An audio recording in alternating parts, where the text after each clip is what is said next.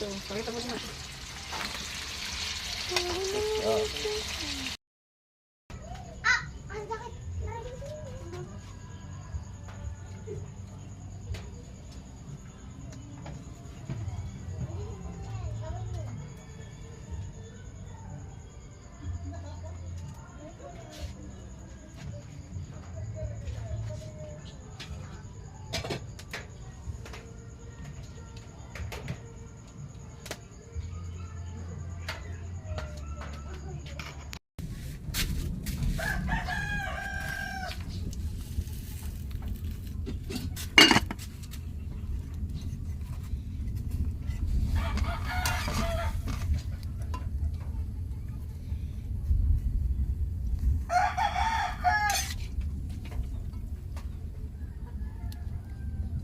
Ay.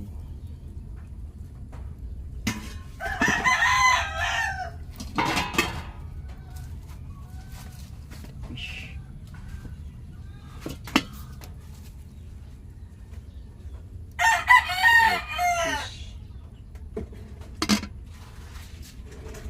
Ayun, sa tubig.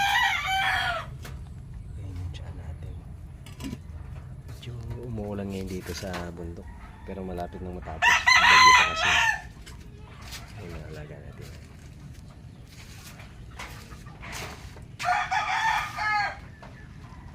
Tikman natin. Fish.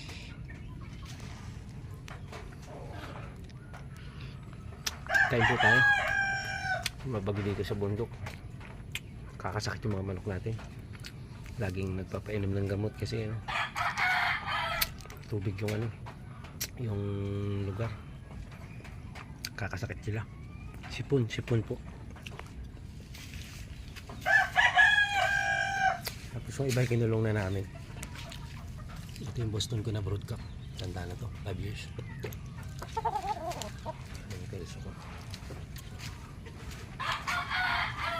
Ito yung mga galing sa kabila, mga sinipon sila. Ito yung golden boy ko, napilay, nasabit.